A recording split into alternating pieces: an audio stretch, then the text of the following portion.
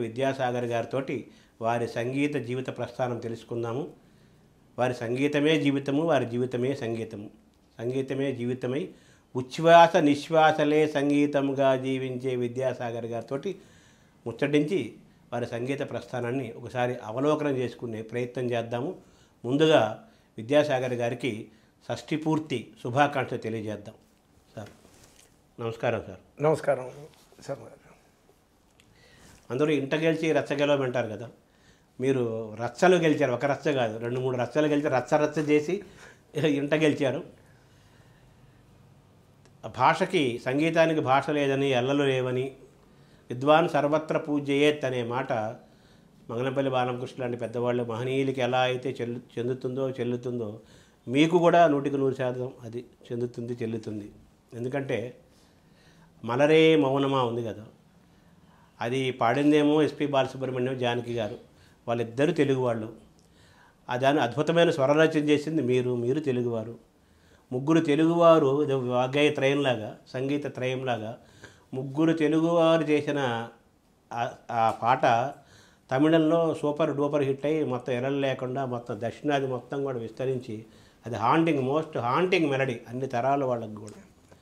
So దాంతో ఒకసారి మొదలు పెడదాం సార్. ఇప్పుడు నా పాట పాడమంటారా? అంతే కదా. అది ఈ పాటని ఫస్ట్ నేను చేసి ఎలా పుట్టింది ఈ పాటని ఫస్ట్ నేను కంపోజ్ చేసింది ఒక తెలుగు సినిమాకే. ఓహో, అది చాలామందికి తెలియదు. అది ఒక తెలుగు సినిమాలో ఈ పాటను ఫస్ట్ రికార్డ్ చేశాను. రికార్డ్ చేసాక దాన్ని ఎంత అశ్లీలతగా చూపించాలో అంత అశ్లీలతగా దర్శకుడు చూపించాను ఆ సినిమాలో. ఇది జరిగింది, క్రియేటివిటీ అంతా చూపించారు, ఆయన క్రియేటివిటీ అంతా. అది చూడగానే నాకు చాలా బాధ వేసింది. అదేంటి అంత మంచి పాటని తీసుకెళ్ళి ఈ రకంగా షూట్ చేసేది ఏమిటి? మీకు ఇలా కావాలంటే నేను వేరే పాట చేసేవాడిని కదా. ఈ పాటను అనవసరంగా మనం అది సందర్భానికి కానట్టుగా అనిపించింది ఆ పాట అని చెప్తేనేమో దాని అంటే మాట్లాడే ప్రయోజనం లేదు, అయిపోయింది ఆ పాటని. ఆ సినిమా కూడా రిలీజ్ అవ్వలేదు అసలు ఆ సినిమా. సో ఈ ట్యూన్ మాత్రం నా మనసులో ఉండిపోయింది. తమిళంలో ఆయన కర్ణ అని ఒక సినిమా చేస్తున్నప్పుడు ఇలా ఒక ట్యూన్ నా దగ్గర ఉంది, దీన్ని మనం యూజ్ చేసుకుందాం అని అంటే వినిపించాను అన్నమాట. వినగానే అంటే తమిళానికి అది చాలా డిఫరెంట్గా అనిపించింది. ఇప్పుడు ట్యూన్గా ఉన్నప్పుడు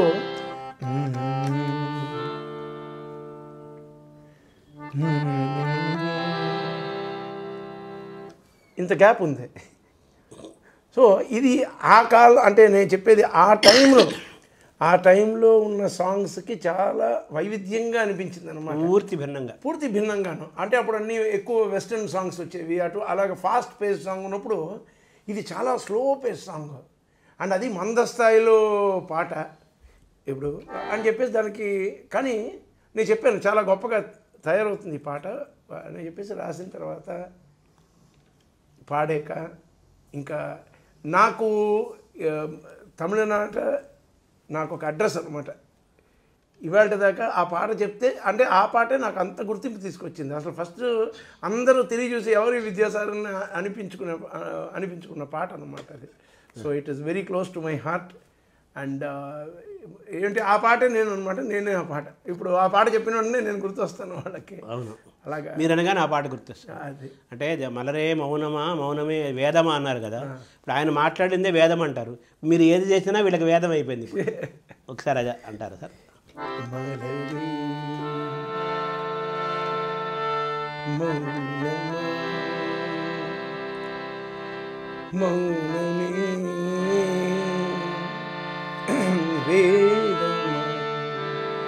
மலர்கள் பேசுமா பேசினால் ஓயுமா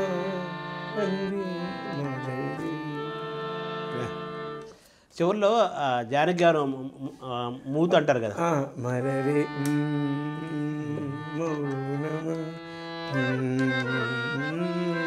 అంటే దాని ఒక్కొక్క స్వరానికి సంధిలాగా అనమాట. నెక్స్ట్ హమ్మింగ్ చాలా గొప్పగా. అంటే అది జరిగినప్పుడు ఒక ఇన్సిడెంట్ జరిగింది, అది మీతో చెప్పాలి. ఏంటంటే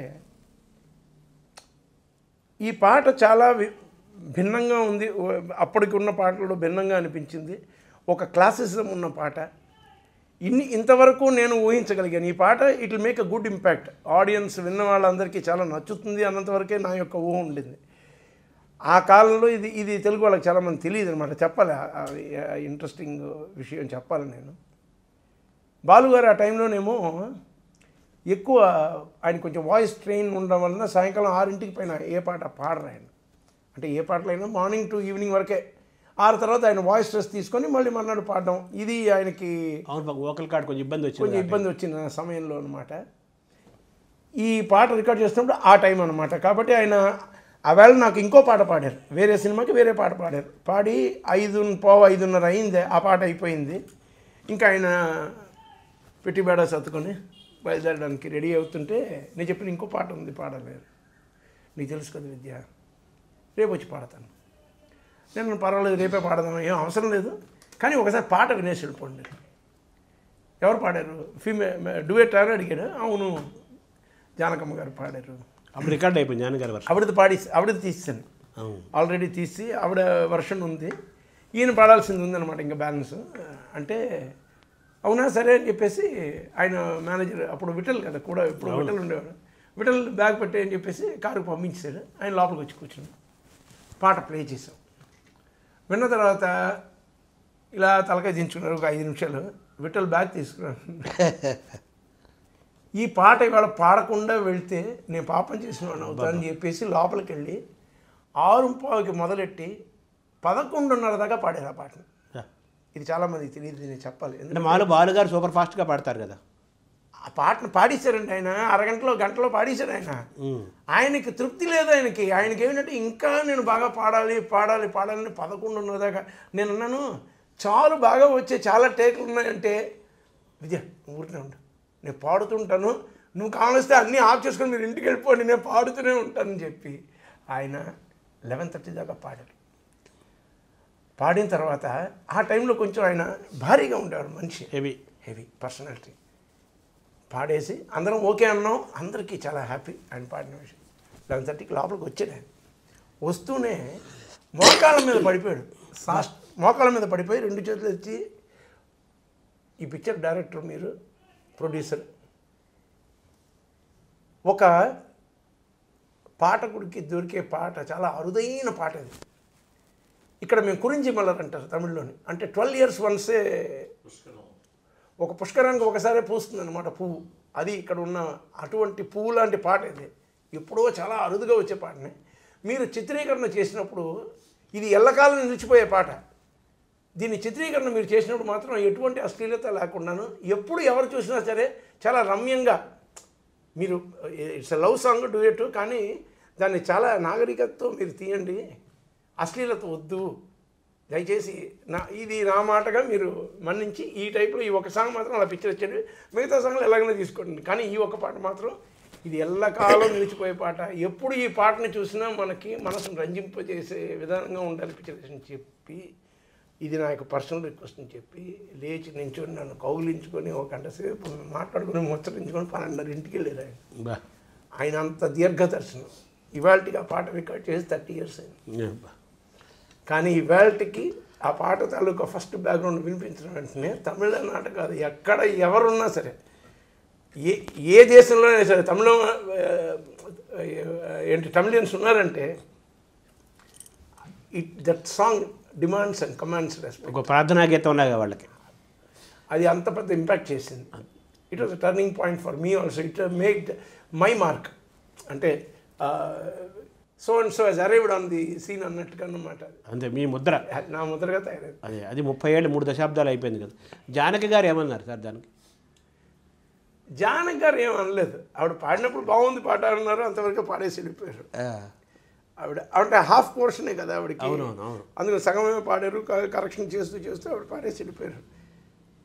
బాగుంది, చాలా బాగుంది పాట అన్నంతవరకే ఆవిడ చెప్పి, ఈయన పాడినప్పుడు పూర్తి చెందింది కదా పాట. ఇప్పుడు ఫిమేల్ అండ్ మేల్ మొత్తం వింటున్నాం, కంప్లీట్ వర్షన్ వింటున్నాం. అది విత్ మ్యూజిక్, అది అద్భుతం సార్. దీనికి వర్షా వల్లకి అనే పేరు, అది చాలా ప్రత్యేకంగా విచిత్రంగా ఉంది. ఇది సంస్కృత పదమే, వర్షా వల్లకి అనేది. అంటే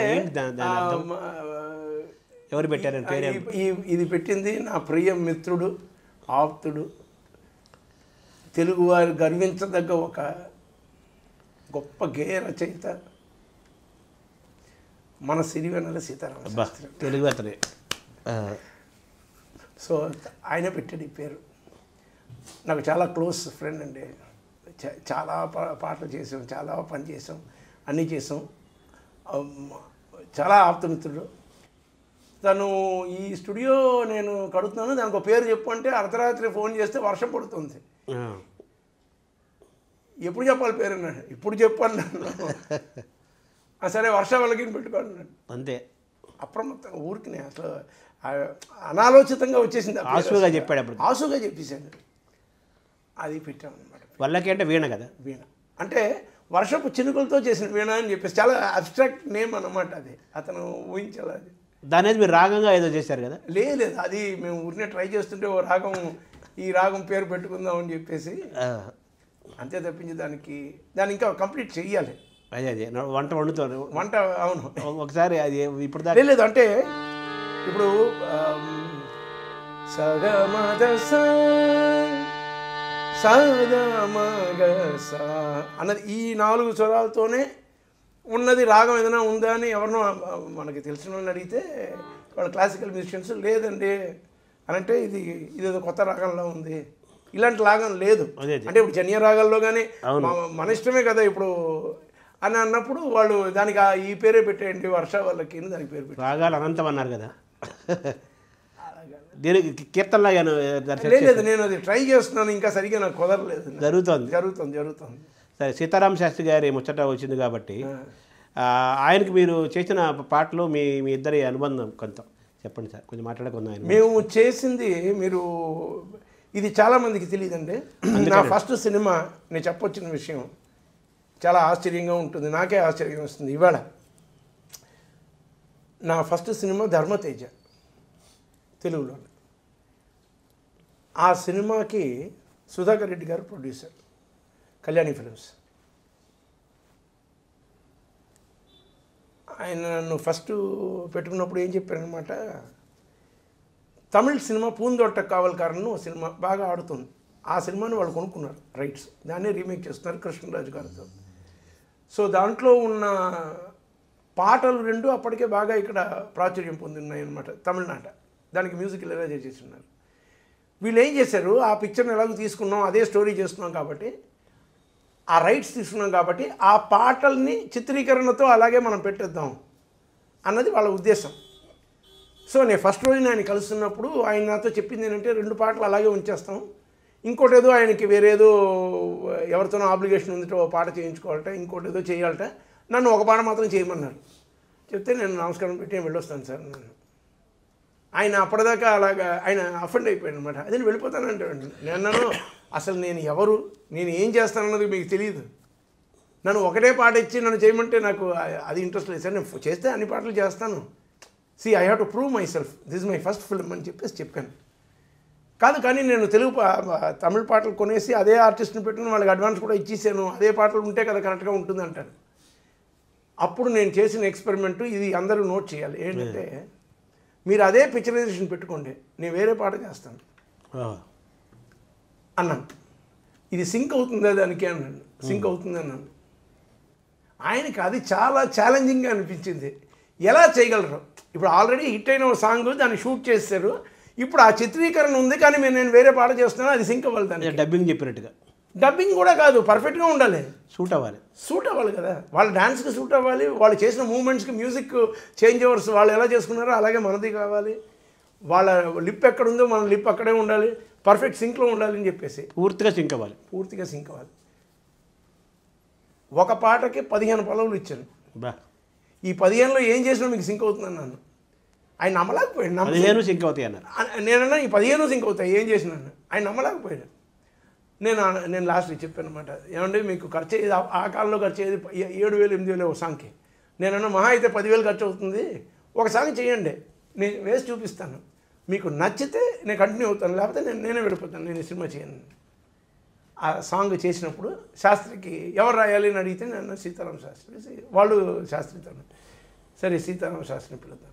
నేను శాస్త్రిని పిలిచి, శాస్త్రి సినిమా చూసి నా ట్యూన్ వింటూ లిప్ పర్ఫెక్ట్ సింక్ ఉంటుంది, కానీ ఆ మాటలు మాత్రం ఇంకా కొంచెం డబ్బింగ్కి రాసినట్టుగా కాకుండా కానీ రాయాలి సహజంగా ఉండాలి అని చెప్పేసి, నువ్వు వేరే ట్యూన్ చేసావా? అవును.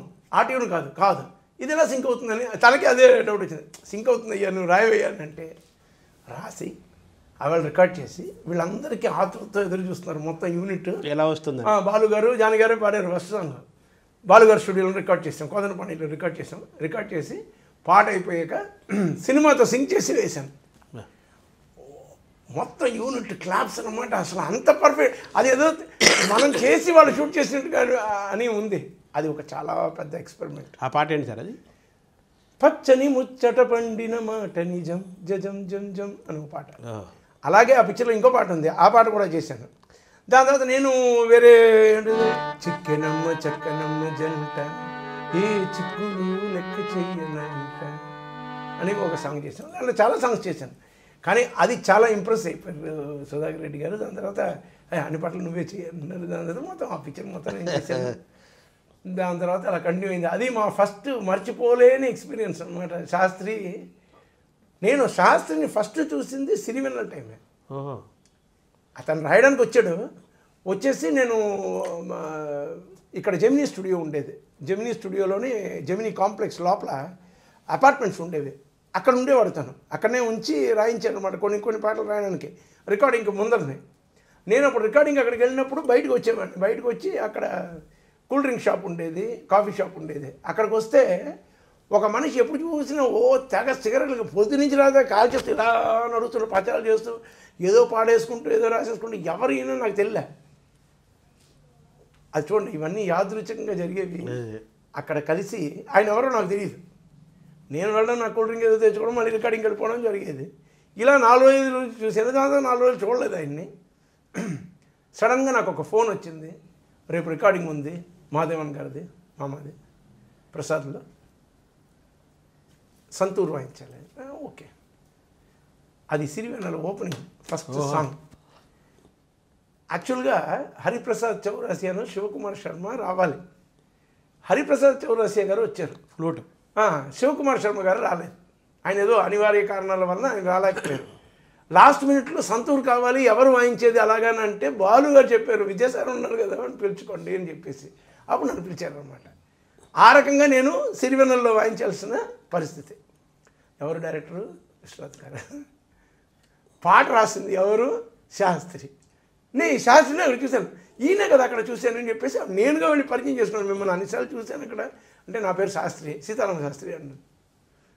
మేము ఫస్ట్ టైం అంటే లవ్ ఎట్ ఫస్ట్ సైట్ లాగా మేము తొలిచూపులోనే ఫస్ట్ నుంచే వి బికమ్ వెరీ క్లోజ్, ఫ్యాలీ అన్నమాట, ఫ్రెండ్లీ. సో దాని తర్వాత నేను మ్యూజిక్ అయిపోయిన వెంటనే మరి శాస్త్రి రాయడం అన్నది మాకు మా బంధాన్ని మరింత గట్టిపరిచింది అనమాట. శాస్త్రి గారు మీరు చేసిన వాటికి ఇంకేమేమి రాశారు సార్ పాటలు?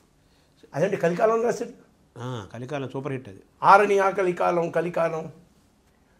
కలికాలంలో మేము చాలా చేసామండి. అంటే తెలుగు చేసినవన్నీ బిగినింగ్ స్టేజెస్ కదా, తమిళం అదే మెమరీలో అన్నీ పాతవి, కానీ అన్ని చాలా చాలా చాలా సినిమాలు రాసాం.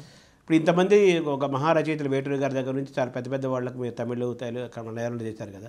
సీతారామ శాస్త్రి గారిలో మేము ఒక కవికి సంగీత దర్శకుడికి మధ్య ఒక భార్యాభర్త లాంటి అనుబంధం కదా. ఆయనతో మీరు చూసిన ప్రత్యేకత ఏంటి సార్? తెగ కష్టపడిపోతాడండి మనిషి పాట రాయడానికి. అమ్మో రాసి ఎన్ని రాస్తాడో అని రాస్తాడు, కానీ ప్రతిదానికి ఏదో ఒకటి కవిత్వం ఉండేలాగానే ట్రై చేస్తాడనమాట. అంటే ఆ పాటకు అనవసరం అది యాక్చువల్గా, కానీ దాంట్లో కూడా ఏదో కవిత్వం చెప్పాలి, ఏదో జొప్పించాలని చూస్తుంటాను. నేను 1,00,000 సార్లు చెప్పాను నేను, శాస్త్రి ఈ పాటకు అంత అనవసరం, అది ఇక కాకినెత్తి మీద ఏదో ఇది పెట్టినట్టుగా అనమాట, అంత వెయిట్ అది అంత అక్కర్లేదు శాస్త్రి, మామూలు సింపుల్గా ఉంటే చాలు కదా అంటే దాంట్లో ఇంకా చాలా తాపత్రయపడతాడు. ఆ మాటలని ముందు వెనక పెట్టి వెరీ హార్డ్ వర్కింగ్, రాత్రి మూల కూర్చొని రాస్తాను అనమాట పాటలు. మీరు but final result will be very beautiful. ఫైనల్గా దాన్ని అది ఒక పెద్ద దాని పేరేంటి యజ్ఞం చేసినట్టు చేస్తాను అనమాట. పాట రాయడం అన్నది బృహత్ కార్యంలో ఒక పెద్ద బ్రహ్మయత్నంలో చేస్తుంటాడు ఆయన. అది ఊరికే ఏదో ఒక్కబడిగలాగా కాకుండా అయ్యో అది లేనే లేదు అసలు.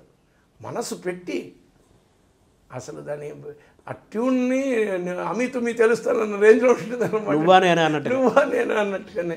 అంటే మీ హృదయానికి కొంచెం దగ్గరగా ఉంది కదా ఆయన నేచర్ కూడా. ఇప్పుడు మీరు 15 పల్లవులు ఇచ్చారన్నారు, ఆయన కూడా 15 పాటలు అవును, ఆయన పల్లవులు అదే 15 పల్లవులు ఇస్తాడు. అదే 8 పల్లవులు 10 పల్లవులు అలా వెళ్ళేవి. దాని తర్వాత ఆఫ్టర్ సమ్ టైం తగ్గుతుంది కానీ బట్ అదే ఆ జోరు ఉంటుంది అసలు. దీనికి ఏది తీసుకోవాలి అంటే ఒక్కొక్క దాంట్లో ఒక్కొక్క థాట్ ప్రాసెస్, ఒక్కొక్క పల్లవిలోనూ ఒక్కొక్క ఆశయం, ఒక్కొక్క న్యూ టైప్ ఆఫ్ ఇది చేస్తుంటారు. తర్వాత మీ ఇద్దరు కాంబినేషన్లో మీకు ఒక ఏదైనా హాంటింగ్ ఏమైనా ఉందా సార్ సాంగ్ ఏదైనా?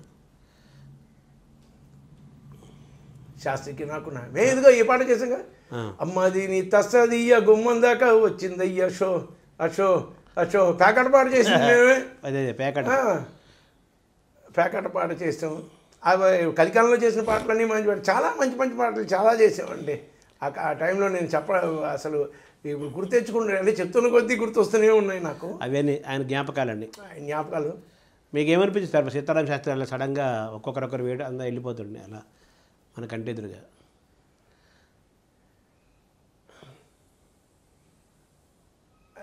ఇది అకాల మరణమే సార్. అది నేను అది అన్వాంటెడ్ స్వయంకృత అపరాధం. మనం ఎప్పుడో చేసుకుని మనం అన్నీ ఉంటాయి, మనం ఎవరిని ఇచ్చేయలేం. అవును, తను కొంచెం సీరియస్గా తీసుకోవాల్సింది హెల్త్ విషయంలోని. ఫస్ట్ కొంచెం లూజ్గా వదిలేస్తాను, మనం సీరియస్ అయ్యే ప్రయోజనం లేదు కదా. అది సీరియస్గా తీసుకుంది, అది సీరియస్గా మనం తీసుకుంది. సో సీతారామ చాలా బాధ వేసింది. ఇవన్నీ ఇప్పుడు బాలుగారు అయినా సరే, సీతారామ గారు, ఇప్పుడు విశ్వనాథ్ గారు, ఎవరైనా సరే అంతంత మహానుభావులు అందరూ ఎంతమంది, ఇప్పుడు జమును గారు ఉన్నారు, దిగ్గజులు లాంటి మనుషులు అసలు మన కంటి ఎదురుగా వెళ్ళిపోతుంటే చాలా బాధాకరంగా ఉంటుంది. ఒక తీర్చలేని లోటు. దాన్ని భర్తీ చేయడానికి మళ్ళీ మనుషులు లేరు, అక్కడ లేరు. కొన్ని వస్తువులు ఇప్పుడు ఇక్కడ ఉన్నాయంటే ఒకటి ఇంకో మనిషి దీనికన్నా పైన ఉండొచ్చు, లేకపోతే కింద ఉండొచ్చు, అదిగా ఉండలేదు. సేమ్ కావాలి కదా, మనకు అది లేదు. సేమ్ ఇన్స్ట్రుమెంట్ దొరకదు. ఇప్పుడు మన పాత వాయిద్యాలు ఇప్పుడు దొరకట్లేదు, అలాగే వీళ్ళు కూడా దొరకని వస్తువులు. అసలు బాలుగారికి మీరంటే ఎందుకు అంత ఇష్టం? తెలియలేదండి. ఆయన నాకు ఒక అవధూత లాగా అనమాట, దేవదూత అనమాట ఆయన. అంటే మా నాన్నగారికి బాగా సన్నిహితులు. నాకు చిన్నప్పటి నుంచి ఆయన చూస్తున్నాను. ఆయన రికార్డింగ్లు వాయించినప్పుడల్లా నేను వాయించేవాడు అదే రికార్డింగ్లో. చాలా చిన్నప్పుడు నేను ఆల్మోస్ట్ 11-12 ఏళ్ళ నుంచి 11 ఏళ్ళ నుంచి నేను రికార్డింగ్స్ వాయిస్తున్నాను ప్రొఫెషనల్గా. సో బాలుగారు ఎన్ని థియేటర్లు వెళ్ళి పాడుతుంటే ఆ మ్యూజిక్ డైరెక్టర్లు అందరూ నాకు ఆ చనువు ఇచ్చారనమాట. మరీ చిన్న కూరాను కదా, సరే తను వచ్చి టేక్లోనే వాయించేవాడిని నేను చాలామంది మ్యూజిక్ డైరెక్టర్స్కి. అలా నన్ను ఆయన చూస్తూనే పెరిగిన ఇది ఒకటి. ప్లస్ నేను చాలామందికి నేను అసిస్టెంట్గా వర్క్ చేశాను. అప్పుడు పాట నేర్పించాల్సింది నేనే బాలుగారికి. ఈ రకంగా మాలో సన్నిహితం. ఆయనకి నేనంటే ఒక అపారమైన ఒక ప్రేమ నా పట్ల. ఏమంటారు, నా యొక్క శక్తి సామర్థ్యాల మీద ఆయనకు అంత కాన్ఫిడెన్స్ ఉండేది. తను ఇవన్నీ చేయగలడు అన్నది అదనమాట. అంటే మీ మీద మీకంటే ఆయనకి ఎక్కువ ఉండేది. నా యొక్క దీని మీద విశ్వాసం ఆయనకి. అన్ని చోట్ల చెప్తుంటారు ప్రత్యేకంగా, మనం అడిగినా అడగకపోయినా ఆయనే చెప్తుంటారు మీ గురించి. నా దృష్టిలో పాత తరం తర్వాత కేవి మహాదేవన్ గారు వాళ్ళ తర్వాత జనరేషన్లో అంత విద్య తెలిసిన వాడు, అంత ప్రతిభావంతుడు, అంత క్రియేటివ్ ఎవరు లేరు, విద్యాసాగర్ ఒక్కడే. ఆ విద్యాసాగర్ని మనం సంపూర్ణంగా సద్వినియోగం చేసుకుంటే మనకు మంచిది. అతనికి కాదు, అతను ఇక్కడ కాదు, ఇంకో చోట అతను ఫ్లరిష్ అవుతున్నాడు ఆల్రెడీ. మనం అతను సక్రమంగా వినియోగించుకోవాలని ప్రతి చోట చెబుతుంటారు. సరే, పాడుతా తీయగలు మీరు చాలాసార్లు మీరు మాట్లాడారు కూడా. ఆ పాడుతా తీయగల సందర్భంలో రాజేశ్వరరావు గారిది ఒక ట్యూన్కి మీరు ఎందుకు అంత ఇదైపోయారు? ఏదండి? ఎస్ రాజేశ్వరరావు గారిది ఆయన వినిపించారు ఒకటి. నేను ఎస్ మాస్టర్ గారు అంటే నాకు అసలు ప్రాణం sir. One of the greatest composers of India. నేను చూసిన ఇంతమంది విన్నాను, ఎన్ని చూశాను. మాస్టర్ గారిది. సార్ మీరు ఎవరెవరి దగ్గర చేశారు సార్? నేను సుశల దక్షిణామూర్తి దగ్గర పనిచేశాను. రాజేశ్వరరావు మాస్టర్ గారు, పెండియాల గారు, ఇంకా ఎవరు ఎంఎస్ వస్తున్నారు, మాధవన్ గారు, మలయాళంలో ఎంతమంది మ్యూజిక్ ఉన్నా. ఆర్డి బర్మన్తో చేశాను. దాని తర్వాత ఆర్డి బర్మన్కి రికార్డింగ్ నేను చేశాను. అంటే ఆయన మ్యూజిక్ ఆయన చేయలేకపోయాడని చెప్పేసి నేను చేశాను రికార్డింగ్. దాని తర్వాత నేను అందరికీ వర్క్ చేశాను సార్. నేను చక్రవర్తి గారికి చేశాను, సత్యం గారికి వర్క్ చేశాను, శంకర్ గణేష్, ఇళయరాజా, అందరు. సుశల దక్షిణామూర్తి గారు ఆ పేరు మరి మన సల్లిత రాగ సుధారససారం, అది అద్భుతమైన సినిమా కదా, నర్తన సార్. అంటే నేను మరీ చిన్నగున్నాను అనమాట. ఆయన అప్పటికే మంచి వయసు. ఏదో డబ్బింగ్ సినిమాను ఆయనది ఏదో ఒక సినిమాకి నేను ట్యూబులర్ బెల్స్ వాయించాను అనమాట. అది గుర్తుంది నాకు, ఆ పేరు గుర్తుంది. అంటే వాళ్ళ దగ్గర నుంచి మీకు ఏం నేర్చుకున్నారు సార్ ఆ తరం? అప్పుడు నేర్చుకుంది ఏం లేదు సార్, వాళ్ళని చూడండి నాకు అసలు మరీ చిన్న కుర్రాడిని. అంటే సంగీత పరంగా కాదు, అంటే మామూలుగా కెరీర్ పరంగా గాను మనం ఒక దర్శకుడిగా రాణించడం అంటే అది అప్పుడు నేర్చుకున్న దానికంటే over a period of time మనకి తిరిగి చూసినప్పుడు వీళ్ళందరూ ఏమిటి అని అన్నప్పుడు అందరూ మంచి సంగీతజ్ఞులు.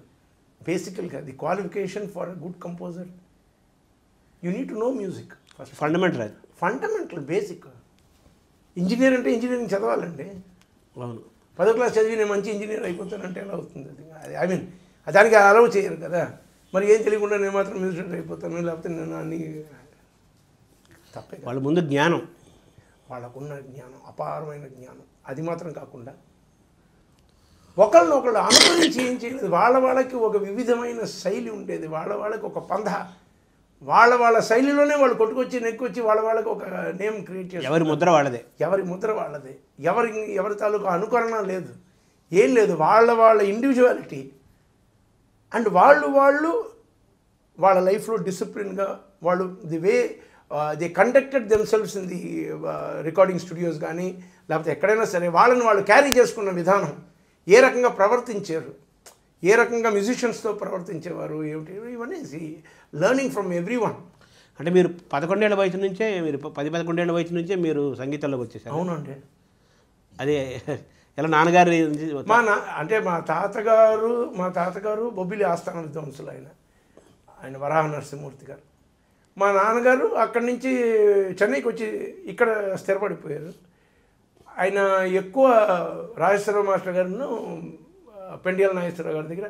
అండ్ అప్పుడు తమిళ, తెలుగు, మలయాళం, కన్నడం అన్నీ చెన్నైలోనే ఉండేవి. మొత్తం ఉన్న 4 స్టూడియోలోనే అన్ని వర్క్స్ జరిగేవి. సినిమా సంగీత రాజధాని అది ఉండేది. కాబట్టి అందరూ మ్యూజిక్ డైరెక్టర్కి మా నాన్నగారు పనిచేసేవారు. ఆయన ఒక 4-5 ఇన్స్ట్రుమెంట్లు వాయించేవారు. దాని తర్వాత నెమ్మదిగా ఆయనగా ఇంట్లో నేర్చుకొని కొన్ని ఇన్స్ట్రుమెంట్లు మళ్ళీ ఆయనే డెవలప్ చేసుకొని ఆ టైప్లో, అంటే ఈ ఇన్స్ట్రుమెంట్లు పాతపడిపోతే ఇప్పుడు కొత్త ఇన్స్ట్రుమెంట్లు ఇవి వస్తున్నాయంటే వీటిని నేర్చుకొని ఆయన he was a very hard working, అడ్వాన్స్డ్గా ఉండేవారు. నాకు చిన్నప్పటి నుంచే ఆయన వీడికి నేర్పించాలి అని చెప్పేసి నన్ను ఒక 4 ఏళ్ళప్పుడే ఆయన సంగీతంలో ప్రవేశం అనమాట. అంటే హార్మోనియం, పాట, గాత్రం. అది సత్యనారాయణ గారును ఒక ఆయన ఇంటికి వచ్చి నేర్పించేవారు. మా నాన్నగారేమో ఆయన ఇన్స్ట్రుమెంట్స్ అన్నీ ఆయన నేర్పించేవారు, నేను నేర్చుకునేవాడిని. ఆయన సుమారుగా 8-9 సంవత్సరాలు కష్టపడి నేర్చుకునే ఇన్స్ట్రుమెంట్లన్నీ నాకు 8-9 నెలల్లో వచ్చేసాయి.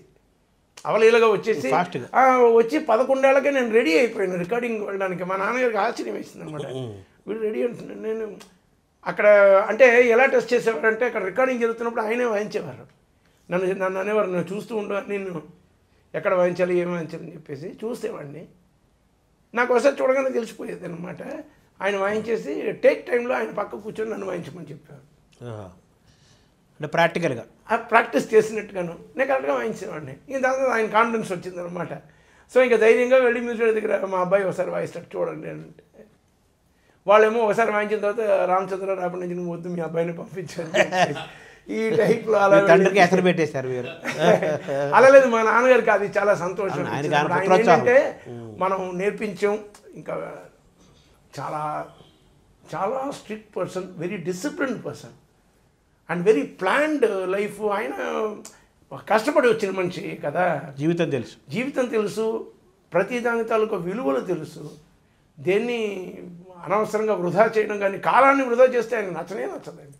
ఆయనకి నచ్చంది అదొకటి. నాకు అవన్నీ నూరిపోసాను అనమాట. ఇప్పుడు అది పనికి వస్తుంది. ఇప్పుడు నేను నెక్స్ట్ తరాల వాళ్ళకి నేను చెప్తున్నాను, అది మీరు ఏదైనా వృధా చేయను, కాలాన్ని వృధా చేయకు, మళ్ళీ రాదు. కాబట్టి ఆయన అదే చెప్తారు, నాన్న ఏ టైం వేస్ట్ చేయకు, ఖాళీగా ఉన్నాను అనుకోకు, ఆ టైంలో ఏదో నేర్చుకోవడం, చదువుకోవడం, ఏదో ఒకటి చెయ్యి, అది వెనకాతలు నీకు యూస్ అవుతుంది, ఏదో రోజు ఉపయోగపడుతుంది అని చెప్పేసి. సో ఆయన ఒక రకంగా నాకు ఆ స్ఫూర్తినిచ్చి ఇవాళకి నేను సంగీతం నేర్చుకుంటున్నాను అనమాట. స్టిల్ మీరు అనేక ఇన్స్ట్రుమెంట్స్ వాయిస్తారట కదా? అవునండి. అదే ఏమేమి? నేను గిటార్ నేర్చుకున్నాను, పియానో వాయిస్తాను, హార్మోనియం వాయిస్తాను, వైబ్రోఫోన్ వాయిస్తాను, జైలోఫోన్ వాయిస్తాను, ట్యూబులర్ బెల్స్ వాయిస్తాను, సంతూర్ వాయిస్తాను. అవును, ఆ రోజు మరి శివకుమార్ శర్మ రాకపోతే మీతోనే సంతూర్ వాయింపు తీశారు కదా. తర్వాత మీరు ఏఆర్ రెహమాన్ మీరు కలిసి నేర్చుకున్నారు ఎక్కడైనా క్లాస్మేట్స్ లాగా సంగీత పరంగా? అవునవును, మేమిద్దరం ఒకే రోజు జాయిన్ అయ్యాం అక్కడ ధనరాజ్ మాస్టర్ దగ్గరికి. వాళ్ళ ఫాదర్ శేఖర్ ఉండేవారు, వాళ్ళు మా నాన్నగారు అందరూ ఒకటిగానే ఉండేవాళ్ళు. కాంటెంపరీ. సో కాంటెంపరీస్ మలయాళం సినిమాల్లో ఆయన ఎక్కువ పనిచేసేవారు అనమాట. నాన్నగారికి బాగా తెలుసు. సో మా అబ్బాయిని చేరుస్తున్నా అంటే మా అబ్బాయిని కూడా జాయిన్ చేస్తాను. అక్కడ ధనరాజ్ మాస్టర్ దగ్గరే నేర్చుకోవడం ఒకే రోజున మొదలుపెట్టాం, విజయదశమి రోజున. సో మీ ఇద్దరు ఫ్రెండ్షిప్ ఇప్పటికీ అలాగే? అవునవును, ఎక్కడ చూసినా అలా మాట్లాడతాం. అంటే మాట్లాడడానికి ఏమంటారు, ఇప్పుడు తను ఎక్కువసార్లు కలుసుకునే అవకాశం లేదు, ప్రొఫెషనల్గా బిజీ అయిపోయారు కాబట్టి అలాగా వైవిధ్యంగా వెళ్ళిపోయారు. ఏఆర్ రెహమాన్ మీరు గమనించిన ఆయన జర్నీని మీరు చూస్తారు కదా చిన్నప్పటి నుంచి, మీరు గమనించిన ప్రత్యేకత ఏంటి సార్ ఆయనలో? అది ఇప్పుడు చందమామ రాజకుమారుడి స్టోరీలో ఉంటుంది సార్.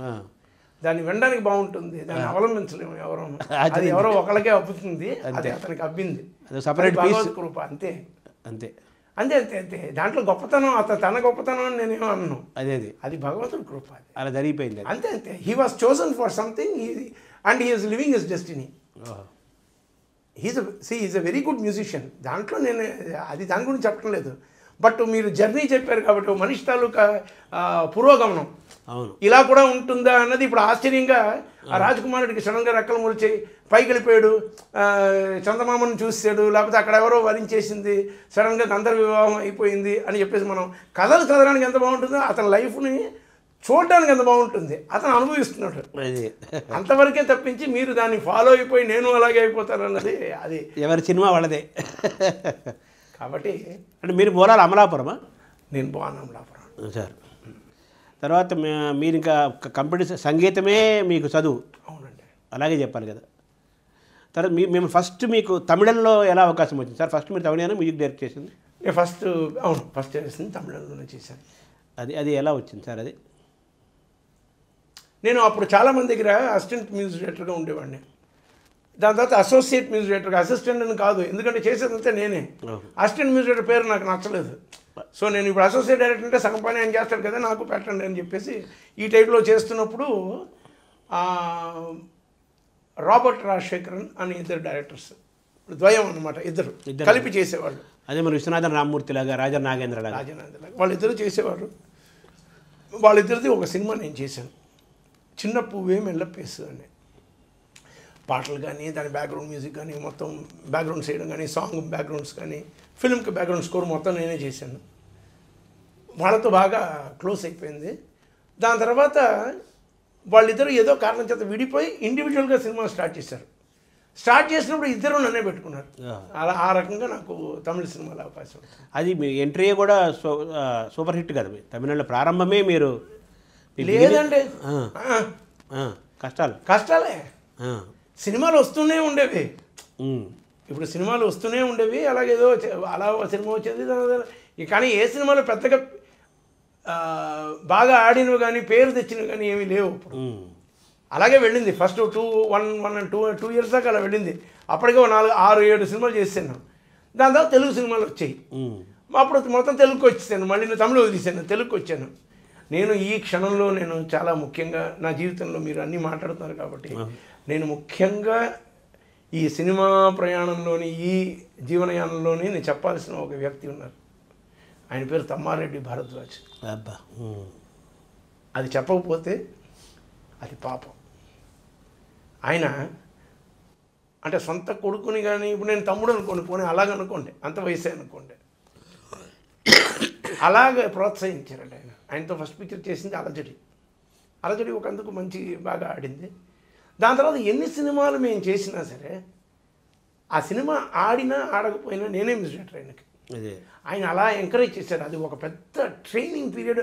అండ్ మనకి సినిమా లేదని కాదు, మనం వర్క్ చేస్తూనే ఉన్నాం అన్న ఒక దీన్ని ఆయన క్రియేట్ చేశారు. ఆయన పట్ల ఎప్పటికీ నేను భరద్వాజ్ గారు మీరు చూస్తుంటే అన్న నమస్తే, థ్యాంక్ యూ వెరీ మచ్. ఇది ఆయన చూడాలి. ఆయనకి ప్రత్యేకంగా నేను చెప్పడం కాదు, ఈ రకంగా చెప్పడంలోనే ఆయనకి I feel this is the right way to పబ్లిక్గా నేను ఆయనకి చెప్పాలి. I'm so indebted to that great person. నాకు సంబంధించినంత వరకు నా యొక్క జీవితంలోనే చాలా ముఖ్యమైన one of the important people is Tammareddy Bharat. సరే, మీకు ఎక్కువ అర్జున్తో ఎక్కువ సినిమాలు చేశారు కదా మీరు, అది ఎలా జరిగింది సార్? అది నేను అప్పుడు ముగ్గురు మనగాళ్ళు చేశాను సార్. చిరంజీవి ఆయన పిక్చర్ చేసినప్పుడు ఆ పిక్చర్ ఆ టైంలో బాగా ఆడలేదు, సుమారుగానే ఆడింది. ఆ పాటలని ఇవాళకి హిట్ అవుతుంది, అది వేరే విషయం. బట్ ఆ టైంలోనేమో అనుకున్నంత హిట్ అవ్వలేదు ఆ సినిమా. అప్పుడు నాకు వచ్చిన అవకాశం జై హింద్ అని ఒక తమిళ సినిమా, అది అర్జున్ది. దానికి మ్యూజిక్ చేశాక ఆ పిక్చర్ బాగా ఆడింది. దాని తర్వాత సినిమా చేసింది కర్ణ, దాంట్లోనే మేము మలరే మౌనమో పాట. ఇంకా దాని తర్వాత మొత్తం కంటిన్యూస్గా మేము ఇద్దరం కలిపి 4-5 సినిమాలు చేసాం. ఎక్కువ సినిమాలు ఏం కాదు, 4 సినిమాలు చేసింటాం, 5 సినిమాలు. అర్జున్ ఆయన కూడా ఇప్పుడు అర్జున్ అనగానే మళ్ళీ మీరు గుర్తొస్తుంటారు తమిళియన్స్కి. అంతే అంటే మా కాంబినేషన్లో ఎక్కువ హిట్స్ వచ్చాయి ఆ టైంలోనే. సరే, మలయాళం వాళ్ళు అంత తొందరగా ఎవరిని వాళ్ళు యాక్సెప్ట్ చేయరు, వాళ్ళు నాలెడ్జ్ ఓరియంటెడ్గా ఉంటారు, కొంచెం డిఫరెంట్గా ఉంటారు కదా. అటువంటి మలయాళం వాళ్ళు మిమ్మల్ని అంతగా గాడ్స్ ఓన్ కంట్రీ కదా, మిమ్మల్ని ఎలా అంత గొప్పగా వాళ్ళు ఓన్ చేసుకున్నారు? ఆ సీక్రెట్ ఏముందా? గాడ్స్ ఓన్ కంట్రీలో గాడ్ నన్ను ఓన్ చేసుకున్నాడు అనమాట.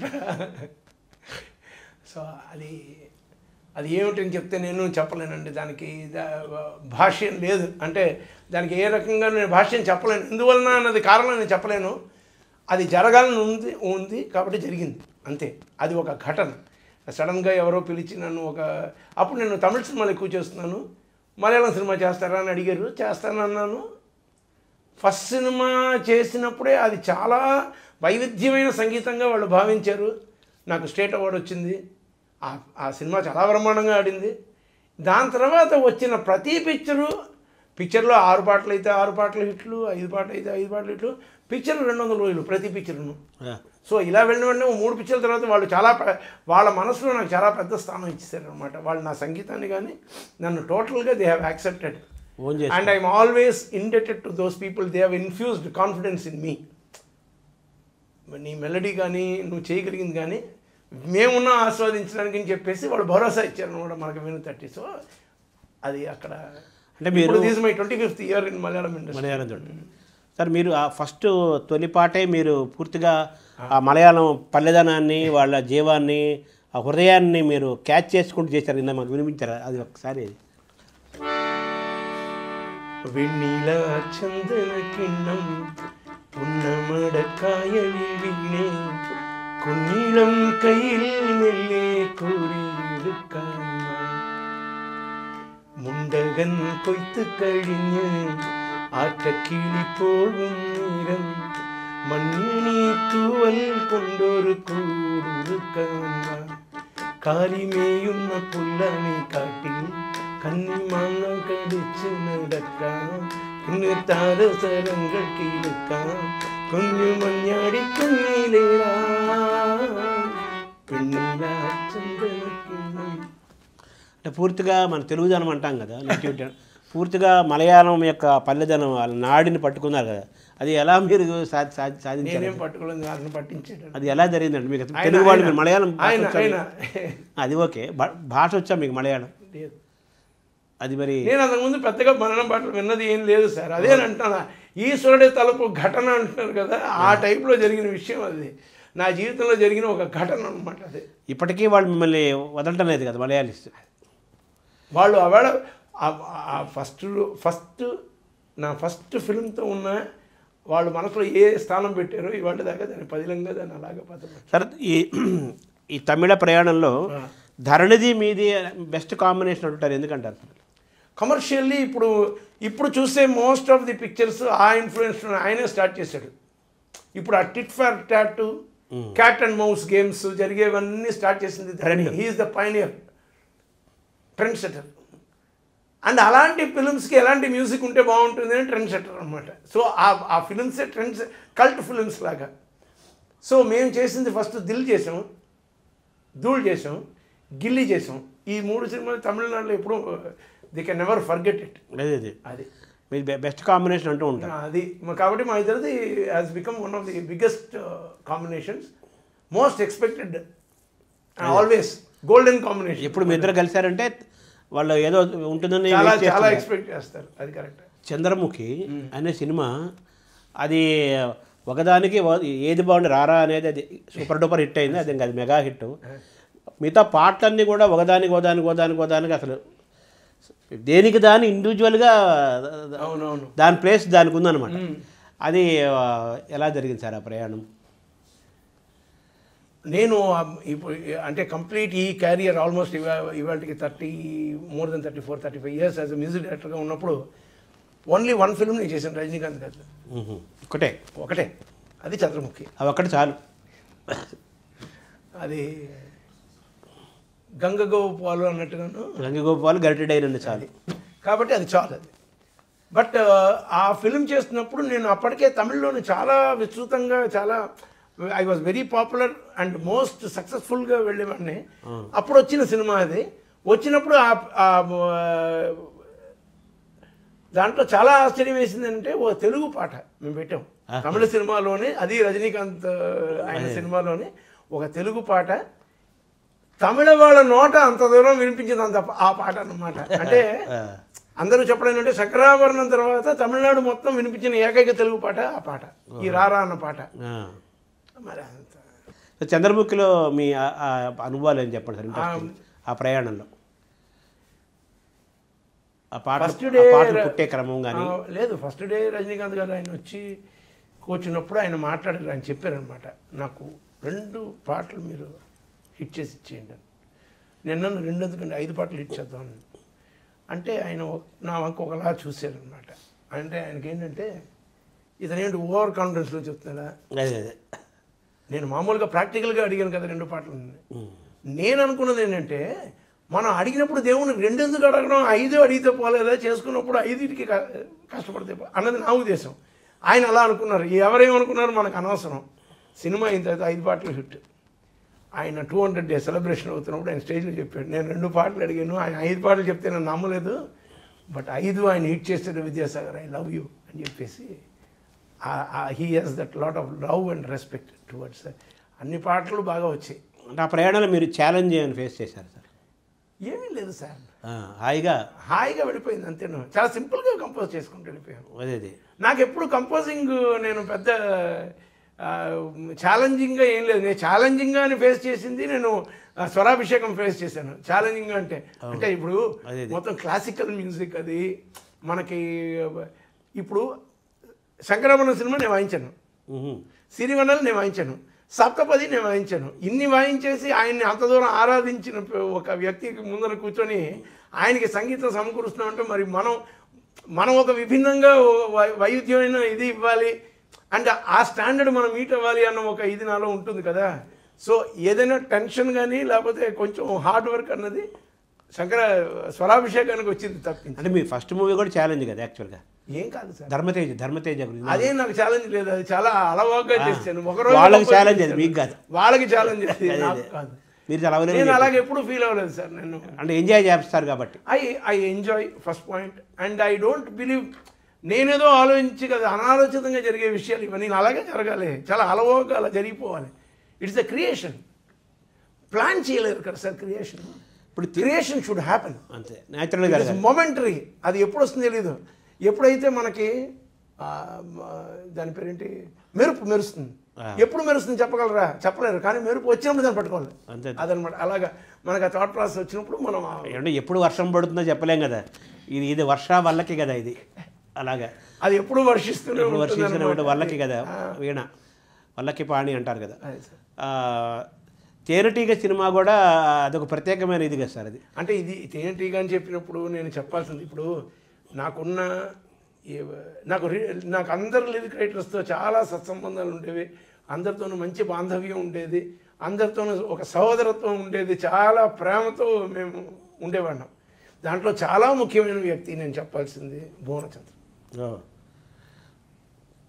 I just love him and he loves me. So there is no more to talk about that. Likewise ఇంకో మనిషి వెన్నెల కంటే వెళ్ళిపోయాడు పాపం, ప్రసాద్ పోయాడు. So we had good relationship, beautiful relationship. తేనెటీగా అన్ని పాటలు బాగా వచ్చాయి. దాంట్లో చాలా తమాషాగా కూర్చొని టేబుల్ మీద కొడుతున్న పాట చేశాం.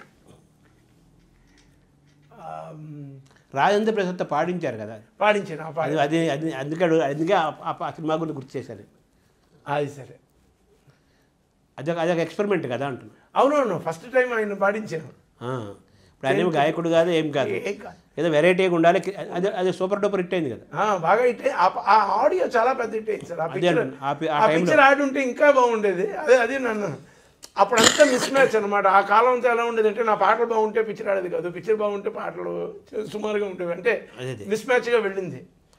రెండు కలిసిన కాలం వచ్చింది, వెనకాల వచ్చింది. అదే ఆ తేనెటీగ సినిమా ఎలా ఉన్నా మీ పాటలు సూపర్ డూపర్ హిట్, చాలా క్యాసెట్లు అమ్ముడుపోయినాయి అంటారు. అవునండి. అదే కరెక్ట్.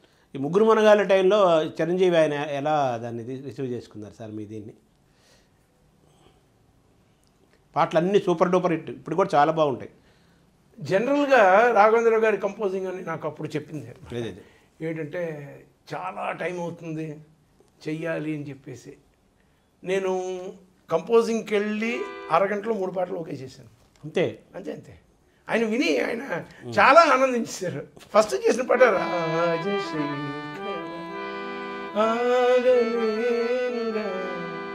దీనని సుఖాలే ట్యూన్ చేశాను. ఫస్ట్ టైం చిరంజీవి గారిని పెట్టుకుని రాజశేఖర్ అని పాట పాడారు. ఎదురుగా ఉన్నారు వాళ్ళు. దాని తర్వాత అన్ని పాటలు మంచి, కొట్టో కొబ్బరికాయ పాడింది. అవును. దాని తర్వాతనేమో నువ్వు ఒక్కసారి అంటే ఓకే, అదో పాట చేసాం. ఇది ఇంకా but it was a beautiful experience, very nice experience. ఇప్పుడు విశ్వనాథ్ గారు ఉండగానే ఎక్కువ కాలం కేవీ మహాదేవన్ గారు ఆయన చేశారు. తర్వాత నెక్స్ట్ ప్లేస్ ఇళయరాజా గారు చేశారు. ఆయనకి ఎక్కువ ఆయన కంపోజిషన్లో. మిమ్మల్ని ఎంచుకోవటం ఎలా జరిగింది సార్? అది చెప్పాను కదా, మా దేవత అవుతున్నారు బాలు గారు. ఆయన చెప్పుంటాను, అదే నాకు ఆయన చెప్పే ఆ సినిమా నాకు వచ్చి ఉంటుంది. తర్వాత ఆ సినిమాకి మీకు తెలుగులో నాకు సరైన ఇది రాలేదనే, తెలుగు వాళ్ళు సరిగ్గా ఉపయోగించుకోలేదనే ఫీలింగు, తెలుగులో మనం ఇంకా బాగుంటుంది మీకు తెలుగువాడిగా ఫీలింగు, దాని సినిమాకి నేషనల్ అవార్డు వచ్చింది కదా మీకు, మ్యూజిక్ కంపోజిషన్కి. అది చెప్పండి సార్. స్వరాభిషేకం అనేది అది ఒక సపరేట్ మాస్టర్ పీస్. అది అంటే దానికి కావాల్సినంత కృషి తీసుకున్న, శ్రమ తీసుకుని దానికి కావాల్సినంత కృషి చేసాం. దాని యొక్క ఫలితం అనమాట. అంటే దాన్ని ఏమని చెప్పాలి నాకు తెలియలేదు. నాకు తెలుగు నుంచి నాకు ఒక స్టేట్ అవార్డు కానీ లేకపోతే ఇంకో ఏ అవార్డు నాకు దొరకలేదు. ఫస్ట్ టైం దొరికింది నేషనల్ అవార్డు దొరికింది అనమాట. నంది అవార్డు కూడా వచ్చింది. అంటే నేషనల్ అవార్డు వచ్చింది కదండి, కాబట్టి నంది వచ్చింది ఆటోమేటిక్గా. అప్పుడు మీ యేసుదాస్ గారు బాలు గారితో కలిపి మీరు ఒకటి చేశారు. అవునవును, స్వరాలు అనుజుడై లక్ష్మణుడు. అదే నేను యాక్చువల్గా ఆ పాటకి బాలు గారికి నేషనల్ అవార్డు వస్తుంది అనుకున్నాను. ఎందుకంటే చాలా కష్టమైన విషయం ఏంటంటే శృతిలో లేకుండా పాడాలి.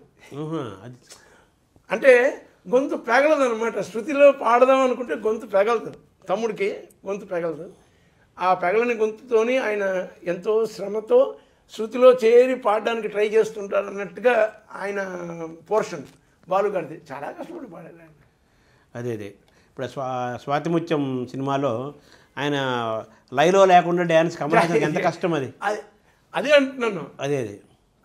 అది చాలా డిఫికల్ట్. బట్ ఆ పాటకి ఆయనకి నేషనల్ అవార్డు వస్తుందని అనుకున్నాను. నేను చెప్పాను కూడా ఆయనకి. బట్ ఏమిటో ఆ సినిమాకి నాకు వచ్చింది, అది మ్యూజిక్ వచ్చింది. ఆయన చాలా ఆనందించారు అనమాట. బాలుగారు ఆనందించారు. బాలుగారు చాలా ఆనందించారు, విశ్వనాథ్ గారు. అదే అంటే బాలుగారిలో మీరు క్యాచ్ చేసింది ఏంటి సార్? ఆయనలో ఉన్న ఆకర్షణ, ప్రత్యేకత? అంటే మా ఊరికి మాకు అన్నీ బాగుంటాయి వింటానికి, ఒక సంగీత దర్శకుడిగా. నేను ఒక చిన్న విషయం చెప్తాను. ఇది నేను తమిళంలో చెప్పాను కాబట్టి తెలుగు వాళ్ళకి రీచ్ అయి ఉండదు, కాబట్టి నేను తెలుగు వాళ్ళకి చెప్తాను. అదే జనరల్గా ఏదైనా సింగర్ వచ్చి పాట పాడుతున్నప్పుడు నా గొంతులో ఈ పాట వినిపించబోతోంది అన్నది వాళ్ళ యొక్క థాట్ ప్రాసెస్. నా గొంతులో ఈ పాట అన్నది.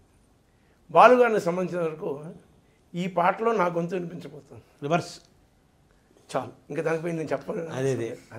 అంటే ఆయన పాటకి అది ఏమిటి ఆ వైవిధ్యం అని అడిగారు కదా, అదే అంతే. పాటకి ఇచ్చిన ప్లేస్ అంటారు అది, అంతే కదా. ఆ హీరో ఆ పాటకి, ఆ కంపోజిషన్కి దానికి ఇచ్చిన ఫస్ట్ ఆయన.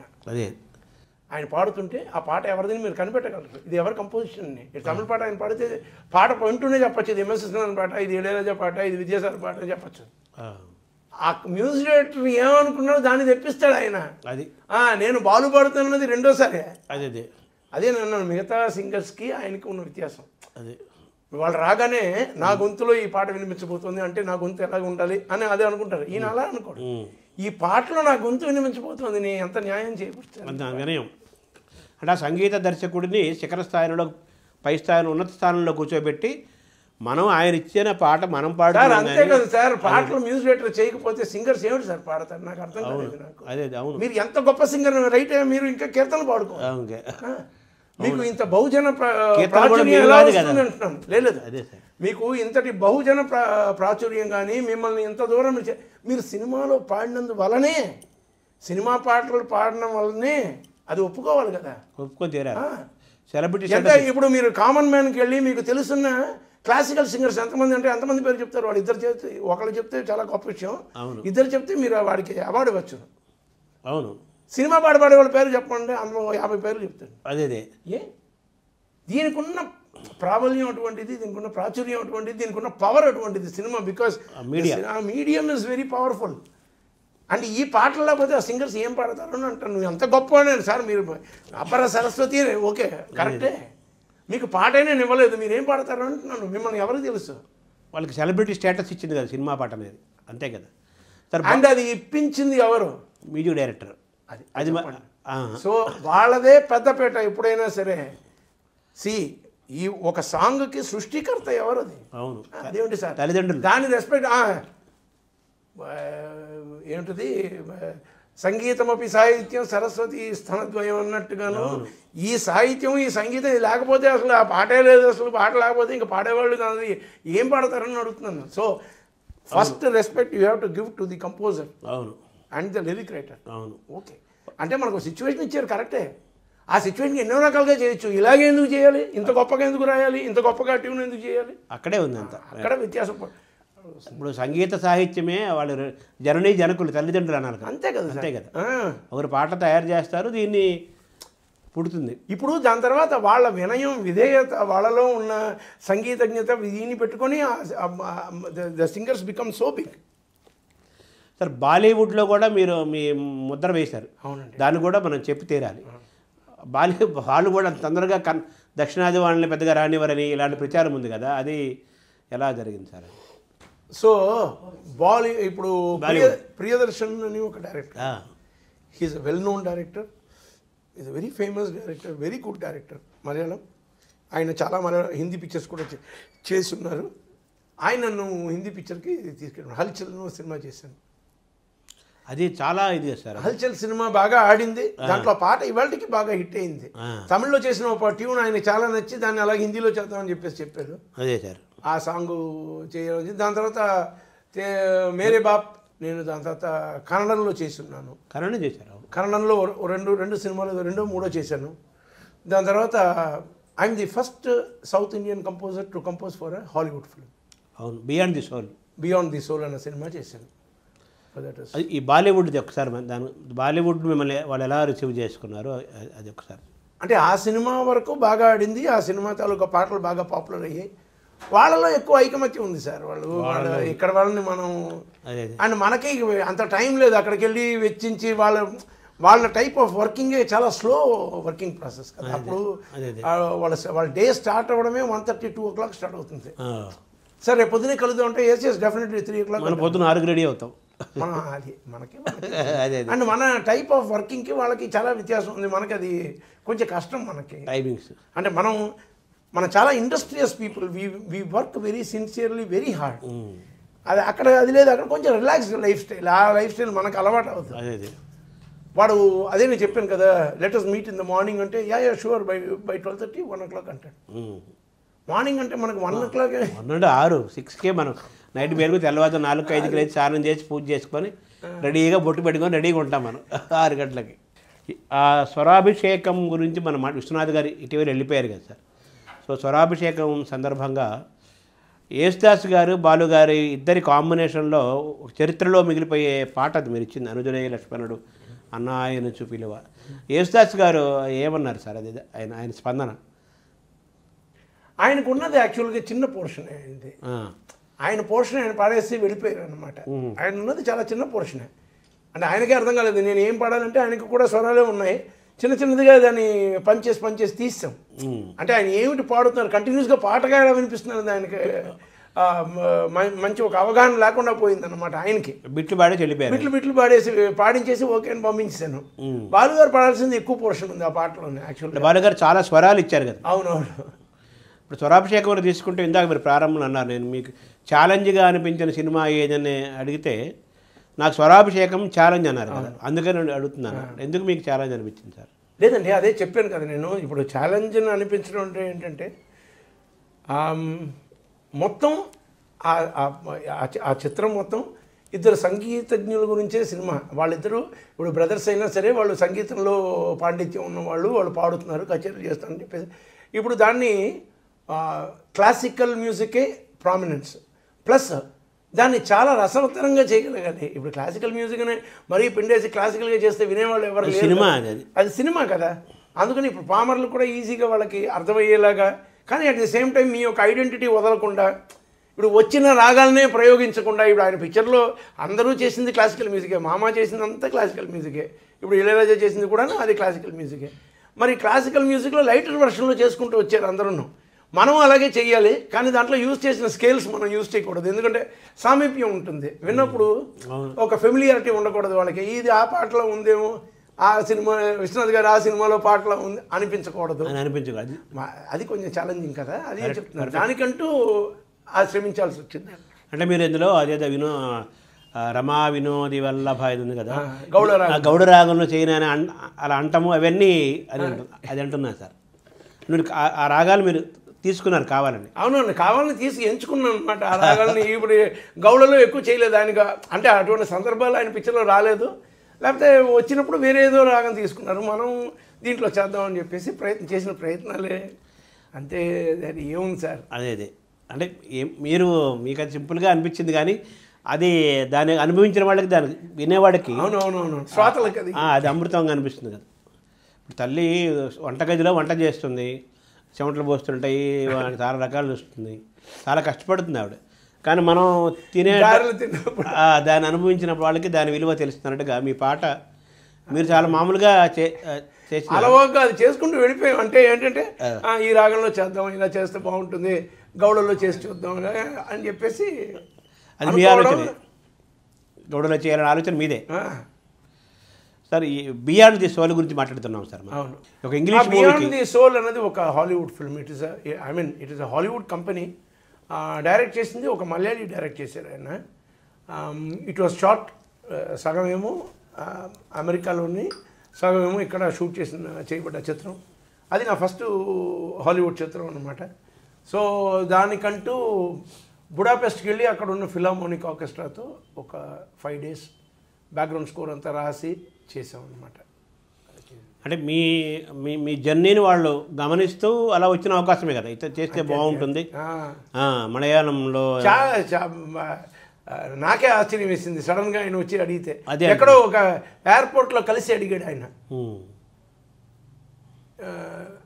విజయ్ సార్ అన్నారు.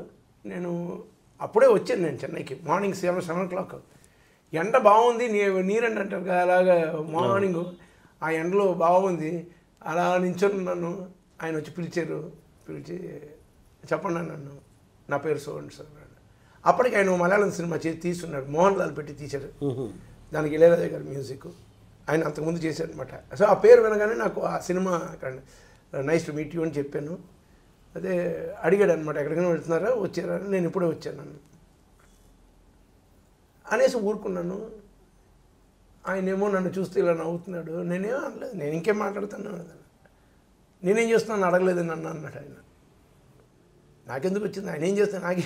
సరే సార్ మీరేం వస్తున్నారో వెళ్తున్నారని నేను అడిగాను. మళ్ళీ అడిగితే లేదు, నేను I'm waiting for my cameraman, ఆయన సిడ్నీ నుంచి వస్తున్నాడు అన్నాడు. ఆహా అలాగా, వెరీ గుడ్ సార్.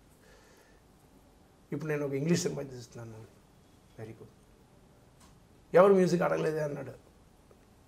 నాకు తెలియదు కదా, అంత చనువుగా నాకు ఇప్పుడే కదా పరిచయం, ఆ లోపల ఎలా అడుగుతాను, ఏదో నేను అడిగినట్టుగా ఉంటుందని చెప్పేసి నేను అడగలేదనమాట. ఎవరు సార్ మ్యూజిక్ అంటే, మీరు ఓకే అంటే మీరే చేయండి అన్నాడు. ఇప్పుడు మనకు జరిగిన కాన్వర్సేషన్ ఎంత ఉందో ఇంతే జరిగింది, ఆ సినిమాకి నేను ఒప్పందం అయిపోయాను అంతే. అది దేవుడు ఇచ్చిన ఒక అంటే మీ జీవితంలో జరిగిన ప్రతి ఘటనని, ప్రతి సందర్భాన్ని, ప్రతి గొప్ప విషయాన్ని కూడా ఇది ఒక దైవం కల్పించిన కల్పనలాగానే మీరు భావిస్తున్నారు కదా? అలాగే జరిగింది. అంటే ఇది అంతకు ముందు రోజునే నేను మాట్లాడుకున్నాను. అంతకుముందు బాంబేలో ఒక రిథమ్స్ మిక్సింగ్ ఒక పెద్ద హాల్లో చేసాం. ఒక 60 మందిని పెట్టిన మిక్సింగ్ చేసి ఆ హాల్లో చూసి నా అసిస్టెంట్తో చెప్పాను, ఇక్కడ ఒక ఫిల్హార్మోనిక్ ఆర్కెస్ట్రా పెట్టి నేను రికార్డింగ్ చేస్తే ఎలా ఉంటుంది అని అనుకొని ఫ్లైట్ దిగాను.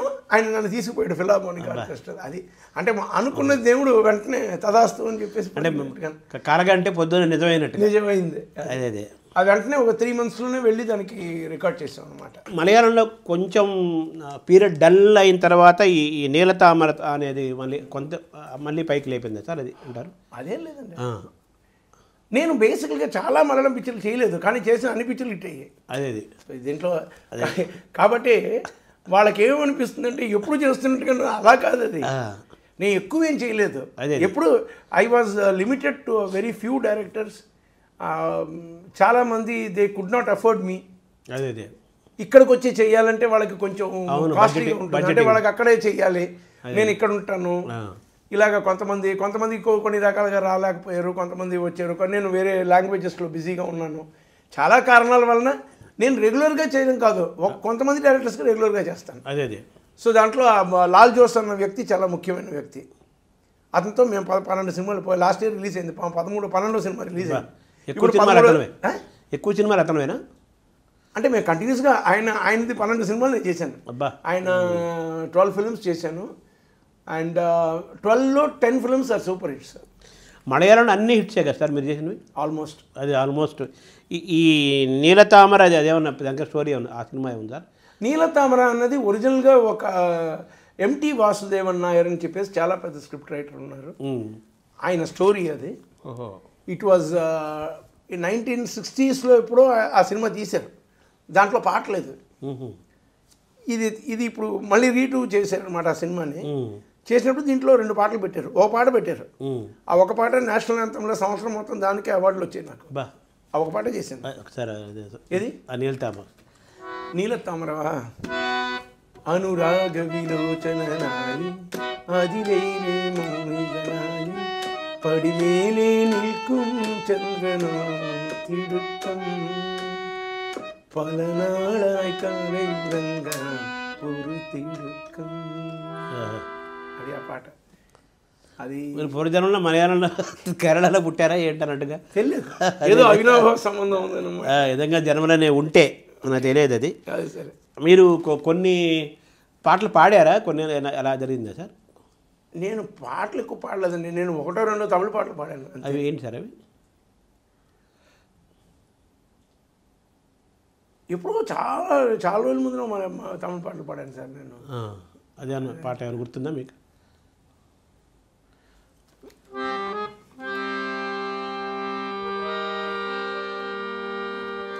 విజయ్కి కురువిలో పాడారు, పల్లానదు పల్లానదు పల్లానదు సూపర్. యార్ కయ్యిల్లు సిక్కామలే వలటదు. ఇందా మా వాడు చెబుతున్నాడు అనమాట, సారేనా అనేది. తమిళే. అదేది మా తమిళియన్స్ అంతా విజయ్ సినిమాలు ఇందాక నేను అర్జున్ గురించి అడిగినట్టుగా విజయ్ సినిమాలు ఎక్కువ అలా వచ్చాయా? ఆయన కోరుకున్నాడా మిమ్మల్ని, హీరో కోరుకున్నాడా? లేదు, అలా కాదు. నేను ఫస్ట్ విజయ్కి చేసిన సినిమా ఏమో కోయంబత్తూరు మాప్లై అనే ఒక సినిమా. దాని తర్వాత ఇంకోటి ఏదో సినిమా చేశాను. దాని తర్వాత నేను చేసిన అన్ని ఇప్పుడు ఆయన సూపర్ స్టార్డమ్గా తయారు చేసినవన్నీ నా సినిమాలే. ఆ పుష్ చేసాయి అనమాట ఆయన ప్రయాణానికి. మధురై చేశాను, దాని తర్వాతనేమో మధురై చేశాను, తిరుమలై చేశాను. అన్ని పాటలు సూపర్ హిట్ అనమాట. దాని తర్వాత గిల్లి గురించి కూడా గొప్పగా చెబుతా. గిల్లి మూవీ అప్పటి పోడు అదే ఒకసారి అబ్బో మళ్ళీ నేను పాట మీరే అప్పటి పోడు పోడు పోడు అసతి పోడు కన్నాలు இப்படி போடு போடு போடு எடுத்து போடு கையால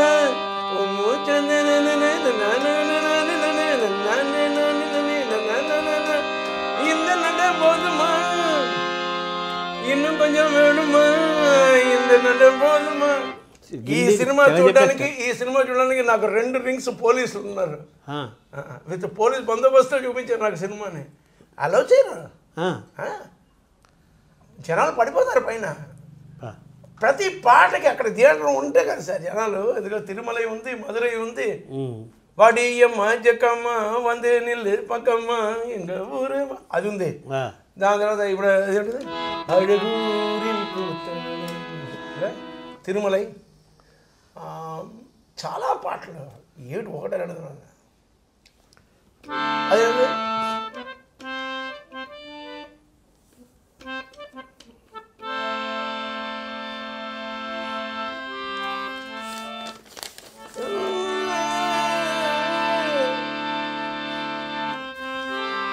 அர்ஜுனர் வில்லு அரிச்சந்து சொல்லு இவனோட தில்லு பொய்க்காது எதிரிய கொல்லு இமயத்த வெல்லு தரச்சட்டு தாரு யாரு முன்னேறு இது கதையே இல்லா காட்டாரு ஓடு முன்னோடு நீ வெற்றி என்பது கண்கூடு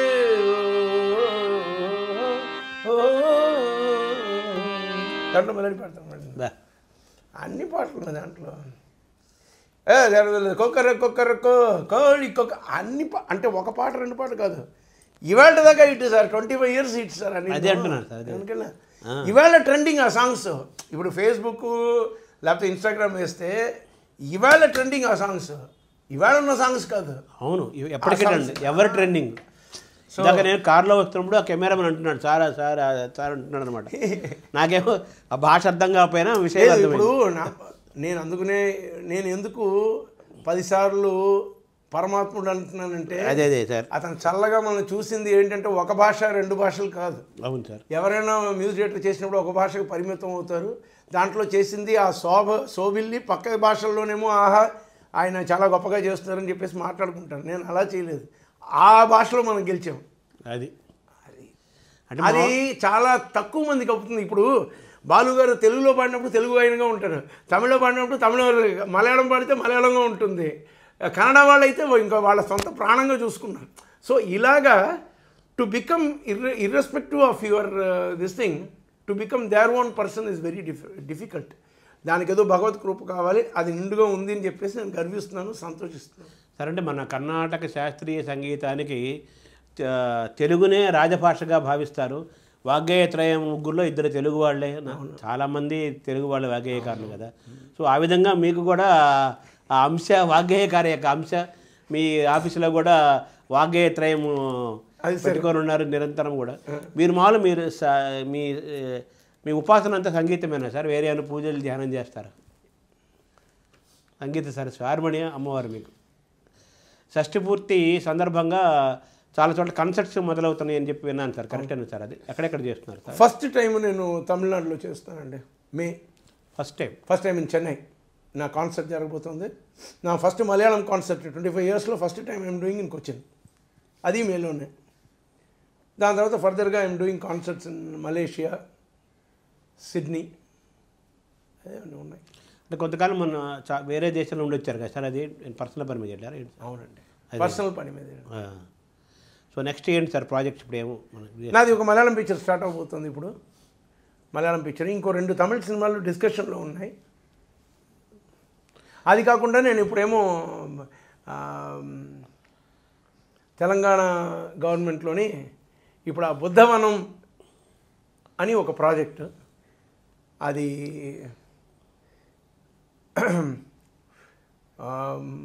ఏమంటారు, అది I think it is going to be one of my most prestigious projects because it is showcasing Buddhism and how Buddhism కాంటెంపరీగా ఎక్కడైతే బుద్ధుడు ఉన్నప్పుడే ఇక్కడ తెలంగాణలో ఉండింది, నాగార్జున సాగర్ పక్కనే ఆ ఏరియాలోనే ఉంది అన్నదానికి నిదర్శనంగా అక్కడ ఉన్న వాళ్ళు కట్టించిన బ్రహ్మాండమైన స్తూపాలు కానీ ఆ పద్మాలు కానీ అవన్నీ కట్టించి, so they want to make it an international heritage site లాగా. ఆల్ వరల్డ్ డిగ్నిటరీస్ అక్కడికి వచ్చి చూస్తారు. ఎవరైనా సరే those who pray for inner peace, world peace, జ్ఞానం కావాలి, బుద్ధి కావాలి, ఏం కావాలని ఆ బుద్ధుడిని అడగడానికి, ఆ ఏమంటారు ఆ సన్మార్గంలో ప్రయాణించాలని ఎవరికైనా మనసులో ఒక చిన్న కోరిక కలిగి అక్కడికి వెళ్ళినా సరే దాన్ని మనం ఆ ప్రోత్సహించే విధంగా ఆ ప్రోద్బలం కలిగించేలాగా మనం దానికి ఒక థీమ్ మ్యూజిక్ చేయాలన్నది నన్ను అడిగారు, కాబట్టి అది నేను చేయబోతున్నాను. గొప్ప ప్రాజెక్ట్ అది, ఇంటర్నేషనల్ ప్రాజెక్ట్ అది. That's going to be an international project and hopefully that will put the face of Nagarjuna Telangana into the world map అన్నమాట. As a big I hope. అదే సార్, మీకు ఇష్టమైన గాయకులు ఎవరు సార్? నాకు ఇష్టమైన గాయకుల అంటే ఏ రకంగా, ఇప్పుడు అందరిది వైవిధ్యమైన ఒక మ్యూజిక్ లవర్గా, నేను సంగీత దర్శకుడిగా కాదు. ఇప్పుడు ఈ గాత్రం ఘంటసాల, అదే యేసుదాసు, అదే శంకరమాదేవి, బాలు గారు, కొన్ని గాతాలు మనకు బాగా ప్రియంగా బాగా అలా అందరిది నాకు అందరూ ఇష్టమే సార్. నాకేం దాంట్లో అంటే వాళ్ళ పార్షియాలిటీ అంటలేదు మామూలుగా లేదు, అలా కాదు. ఇప్పుడు వాళ్ళు ఎవరిది కంపేర్ చేయలేని వాయిస్ ఇలా అలా ఉంటుంది అనుకరణ ఏం లేదు కదా అంటున్నాను. సో ఇప్పుడు ఒక్కొక్కరిది ఒక్కొక్క శైలి, సో ఆ శైలిలో ఉన్న పాటలు వాళ్ళు పాడారు, ఆ పాటలు మనకు నచ్చి అంతే కదా. ఇప్పుడు ఆ పాటని ఈ పాట బాలుగారు పాడితే ఎలా ఉంటుంది అని ఊహించుకోలేము, ఈ పాట ఏమో ఆయన పాడితే ఎలా ఉంటుందని ఊహించుకోలేము. వాళ్ళది ఏమిటంటే జస్టిస్ 100%. అంటే అందులో సంగీత దర్శకులనే మనం మొత్తం తలుచుకోవాలి. అంటే ఆ గాయకుడి యొక్క గాత్రధర్మాన్ని, మనోధర్మాన్ని ఎరిగి వాళ్ళు ఆ పాటలు ఇచ్చారు 100%. అంతే కదా. దాన్ని వాళ్ళ మనోధర్మాన్ని అనుసరించి వీళ్ళు పాడారు. అనుకరణగా వాళ్ళ మనోధర్మాన్ని ఎరిగి వీళ్ళు పాడారు, వీళ్ళ గాత్రధర్మం ఎరిగి వాళ్ళు పాటించారు. ఈ రెండు ధర్మాలు చేసి కవులు పాటించారు అంతే కదా సార్. చాలా మీకు ఇష్టమైన రాగాలు ఎవరు ఉన్నాయి సార్? అదేం లేదు సార్, అన్ని రాగాలు ఇది మొత్తం ఇష్టం. దీంట్లో ఎన్ని రాగాలు జన్యమైనా అన్నీ ఇష్టమే. ఈ హార్మోని బట్టే ఎప్పటి సార్? ఇది నేను ఫస్ట్ పిక్చర్ చేసినప్పుడు మా ప్రొడ్యూసర్ కొనిచ్చారు సార్ నాకు. Now this harmonium is 34 years old. నాన్నగారు ఏమేమి ఇన్స్ట్రుమెంట్స్ వాయించారు? మా నాన్నగారు అదే వాయించేవారు. నేను చెప్పింది కదా వైబ్రోఫోన్. ఆయన ఫస్ట్ ఆయన వాయించింది తబలా, బాంగోస్, డోలక్, ఇలాగ పర్కషన్ ఇన్స్ట్రుమెంట్స్ వాయించేవారు. దాని తర్వాతనేమో ఆ పురోగమనంగా దాన్ని వదిలేసి ఈ వైబ్రోఫోన్, ఎందుకంటే దీంట్లో డబ్బులు ఎక్కువ వస్తాయి, సో అందుకని ఈ ఇన్స్ట్రుమెంట్లో ఆయన తీసుకోవడం మొదలెట్టాను. అంటే మీ ఇంట్లో సంగీతం అనేది మీ తాత ముత్తాతల నుంచి వచ్చింది. మీ తాతగారు బొబ్బిలి సంస్థానంలో, మీ నాన్నగారు ఇక్కడ, తర్వాత మీరు, మీ వారసత్వం, సంగీత వారసత్వం ఎలా? మా అబ్బాయి సంగీతం నేర్చుకున్నాడు. He finished 8th grade piano. తను బాగా పాడతాడు. నేను ఇంకా పాట నేర్చుకోమని నేను చెప్తున్నాను, ఆ చేయట్లా చేస్తాడు.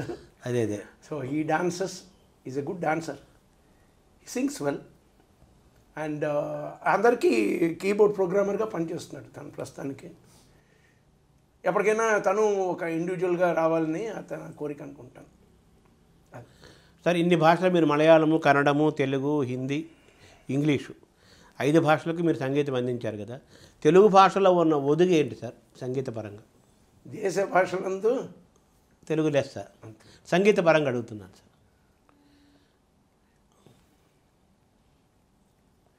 నాకు ఆ డిఫికల్టీ అనిపించలేదండి, ఎందుకంటే ఏ లాంగ్వేజ్లో చేసినా ఆ లాంగ్వేజ్లోనే నా మైండ్ సెట్ అయ్యి, ఇప్పుడు ఏదో అంటారు చూడండి, మీరు ఇంకో భాషలో మాట్లాడాలనుకున్నా మీ యొక్క మదర్ టంగ్లో దాన్ని ఆలోచించుకుని మాట్లాడతారంటారు, తెలిసిన కరెక్టేనా? అవును అంటారు. మీరు ఒకసారి అనుకుని ఆ మాటని ఈ భాషలో ఎలా చెప్పాలి అన్నదని తెలుగులో మిస్టేక్స్ రావచ్చు, కానీ నాకు ఆ ప్రాబ్లం లేకుండా పోయింది. నేను తమిళం బాగా వచ్చు, నాకు మలయాళం విన్నంత మాత్రం నేను చెప్పగలను. నేను తమిళంలో పొయిటరీ రాసేవాడిని చిన్నప్పుడు, సో నాకు ఆ కవితా ప్రవేశం ఎక్కువ ఉండేది, అందుకని ఎక్కువ నాలో భావుకత ఎక్కువ ఉండడానికి కారణం అది. ప్లస్ నేను పొయిటరీ ఎక్కువ ఎంజాయ్ చేస్తాను, ఎవరు రాసినా సరే. సాహిత్యాన్ని చాలా ఎంజాయ్ చేసేవాడిని. I was ఒరేషియస్ reader first. అవన్నీ దాదాపు నెమ్మదిగా అవన్నీ టైం లేకుండా పోయింది, అలా అయింది. సో ఈ భాషకి ఇదేనే కాదు, నేను తెలుగులో ఆలోచించినప్పుడు తెలుగు పాట కింద ఆలోచిస్తాను, అది చాలా సులభంగా ఉంటుంది. తమిళ పాట అయితే తమిళంలోనే ఆలోచిస్తాను అనమాట. సో నాకు ఆ డిఫికల్టీ ఎప్పుడు లేదు, ఏ భాష అయినా సరే. నేను మీకు ఆశ్చర్యం వేస్తుంది, నేను ఒక